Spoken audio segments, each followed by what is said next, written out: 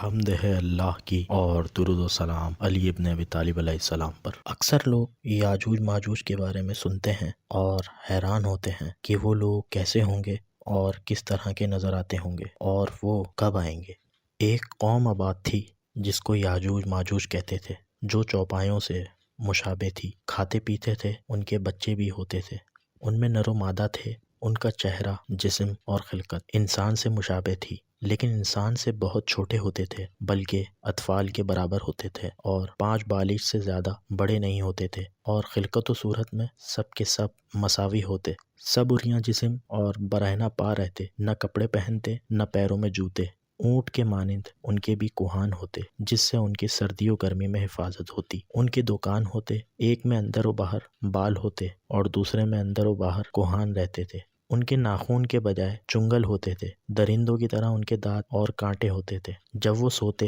تو اپنا ایک کان کو بچھا لیتے اور دوسرے کان کو اوڑھ لیتے، جو ان کے جسم کو سر سے پیر تک چھپا لیتا تھا۔ ان کی روزی دریا کی مچھلیاں تھیں، ہر سال ان پر ابر سے مچھلیوں کی بارش ہوتی تھی، جس سے ان کی زندگی آسانی اور فارغ البال سے بسر ہوتی۔ جب وہ وقت آتا تھا، مچھلیوں کے برسنے کے منتظر ہوتے تھے، جس طرح انسان بارش کا انتظار کرتے ہیں۔ اگر مچھلیوں کی بارش ہو جاتی تھی تو ان میں فراوانی ہوتی اور وہ فربا ہوتے اور ان کی اولادیں پیدا ہوتی اور وہ زیادہ ہو جاتے، اور 1 سال تک وہ مچھلیاں ان کا ذریعہ معاش ہوتی، پھر وہ کوئی چیز اس کے علاوہ نہیں کھاتے تھے اور اس قدر زیادہ ہو جاتے تھے کہ ان کی تعداد سوائے خدا کے کوئی شمار نہیں کر سکتا تھا، اور اگر کسی سال مچھلیوں کی بارش نہ ہوتی تو وہ سب قحط میں گرفتار ہو جاتے، بھوک سے پریشان ہوتے، ان کی نسل اور اولادیں منقطع ہو جاتی۔ ان کی عادت تھی کہ وہ چوپایوں کی طرح راستہ چلتے اور جہاں چاہتے جمع کرتے۔ جس سال ان پر مچھلیاں نہیں برستی تھیں، بھوکے ہوتے تھے اور شہروں کی جانب رخ کرتے تھے، جس جگہ پہنچ جاتے تھے فساد کرتے تھے، کسی چیز کو نہیں چھوڑتے تھے۔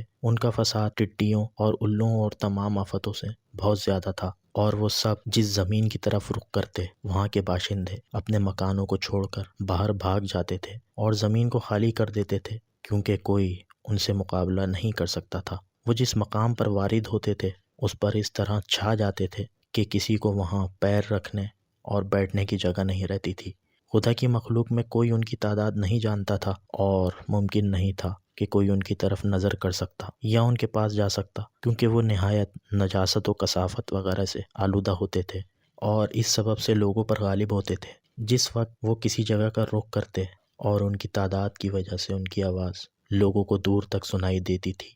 اور جس شہر میں وارد ہوتے تھے ان کی آواز کے مقابلے میں کوئی آواز نہیں سنائی دے سکتی تھی۔ جب وہ کسی زمین کا رخ کرتے تھے تو تمام جانور اور درندے اس زمین سے بھاگ جاتے تھے، کیونکہ اس ساری زمین پر وہ بھر جاتے تھے کہ کسی دوسرے حیوان کے لیے جگہ نہ رہتی تھی۔ ایک امر ان میں سب سے زیادہ عجیب تھا، یہ تھا کہ ان میں سے ہر ایک اپنے مرنے کا وقت جانتا تھا، کیونکہ ان کے نر و مادہ میں سے کوئی اس وقت تک نہ مرتا جب تک کہ اس کے 1000 فرزند نہ ہو جاتے۔ جب 1000 فرزند ہو جاتے تو وہ سمجھ لیتا کہ اب مرنا چاہیے۔ جب وہ ان کے درمیان سے نکل جاتا اور مرنے کے لیے ہاتھ پیر پھیلا دیتا تھا۔ وہ سب حضرت ذوالقرنین کے زمانے میں شہروں میں وارد ہوئے تھے، اور ایک مقام سے دوسرے مقام پر جاتے تھے اور شہروں کو خراب کرتے پھرتے تھے، اور ایک قوم کے پاس سے دوسری قوم کی طرف رخ کرتے اور باشندوں کو ان کے شہروں سے نکالتے رہتے۔ جس طرف متوجہ ہوتے تھے رخ نہیں پھیرتے تھے، اور داہنی اور بائیں جانب متوجہ نہیں ہوتے تھے۔ جب اس قوم نے جس کے پاس ذوالقرنین پہنچے تھے ان کی آواز سنی،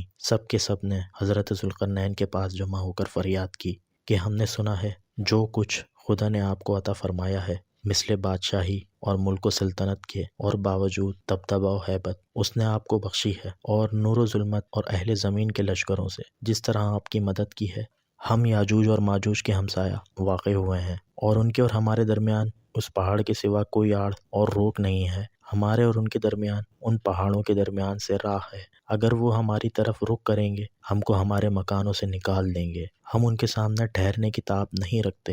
وہ بے انتہا مخلوق ہیں، انسانوں کی سی صورت رکھتے ہیں، لیکن مثل چوپایوں کے اور درندوں کے گھاس کھاتے ہیں، اور حیوانوں اور جانوروں کو درندوں کی طرح پھاڑ ڈالتے ہیں۔ سانپ اور بچھو اور تمام حشرات الارض بلکہ ہر ذی روح کو کھا جاتے ہیں، اور مخلوقات خدا میں سے کوئی مخلوق ان سے زیادہ نہیں ہوتی۔ ہم جانتے ہیں کہ زمین ان سے بھر جائے گی اور وہ اس پر بسنے والوں کو نکال دیں گے اور زمین میں فساد کریں گے۔ ہم ہر وقت خائف ہیں کہ ان دونوں پہاڑوں کے درمیان سے ہماری طرف ظاہر ہوں گے۔ خدا نے آپ کو تدبیر و قوت عطا کی ہے کہ اس کی مثل تمام عالم میں کسی کو نہیں عطا کی۔ کیا ہم آپ کے لیے کچھ چندہ جمع کر دیں تاکہ آپ ہمارے اور ان کے درمیان ایک دیوار بنا دیں؟ ذوالقرنین نے کہا، خدا نے جو کچھ مجھے عطا کیا ہے اس چندے سے بہتر ہے جو تم لوگ مجھے دو گے، بلکہ تم لوگ مجھے اپنی قوت سے مدد دو تاکہ میں تمہارے اور ان کے درمیان میں ایک دیوار تیار کر دوں۔ لوہے کی سیلیں لاؤ۔ لوگوں نے کہا، کہاں سے لائیں اتنے لوہے اور تانبے کہ اس سد کے لیے کافی ہو؟